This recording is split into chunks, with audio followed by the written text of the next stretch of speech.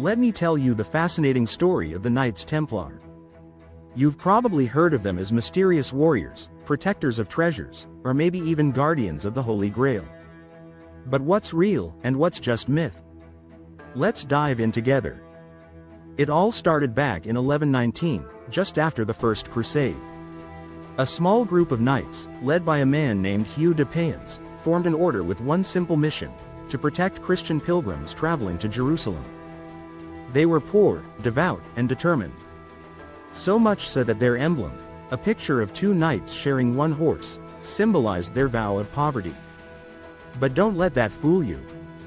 They were headquartered near the Temple Mount, one of the holiest sites in Jerusalem, and that's where their name came from: the Knights Templar. Over the next few decades, the Templars rose to prominence. They weren't just warriors, they were innovators. They created an early form of banking. Pilgrims could deposit money in Europe and withdraw it when they arrived in the Holy Land. Pretty advanced for their time, right? And let's not forget their military might. The Templars were elite soldiers, fighting in some of the most crucial battles during the Crusades. They defended cities, built fortresses, and became the backbone of Christian forces in the Middle East. Their lifestyle was strict. Imagine this. They took vows of poverty, chastity, and obedience. Everything they did was for God. They wore simple white mantles with a red cross and followed a code of conduct called the Latin Rule. No fancy meals or luxuries, just discipline and devotion. But their growing power made them a bit, let's say, controversial. They managed vast estates, traded, and became one of the wealthiest organizations in Europe. Not exactly what you'd expect from poor knights, huh? Here's where things take a dark turn. By the late 13th century, the Crusades were failing. The Templars lost their purpose when the Christians were pushed out of the Holy Land. They returned to Europe, where their wealth and influence made them enemies, especially of King Philip IV of France. Philip owed them money, and rather than pay up, he plotted their downfall. On Friday, October 13, 1307, he had all the Templars in France arrested.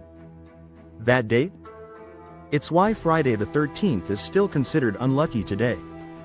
The charges were wild: heresy, blasphemy, even worshipping a mysterious idol called Baphomet. Under torture, some confessed, but historians now agree these were lies cooked up to justify Philip's actions. By 1312, the Pope dissolved the order, and in 1314, their last Grand Master, Jacques de Molay, was burned at the stake.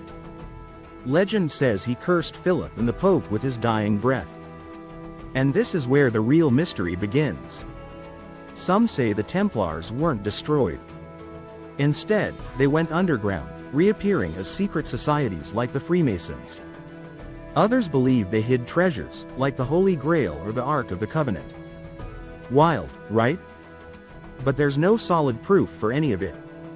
So, what's the truth? The Knights Templar were real warriors, bankers, and devout Christians who played a critical role in medieval history.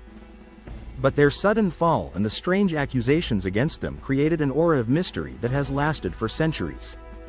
And honestly, whether it's fact or fiction, their story still captures our imagination. Don't you think? That's the story of the Knights Templar. A tale of bravery, betrayal, and enduring mystery. So, what do you think? Were they protectors of the faith or something more? Let me know your thoughts.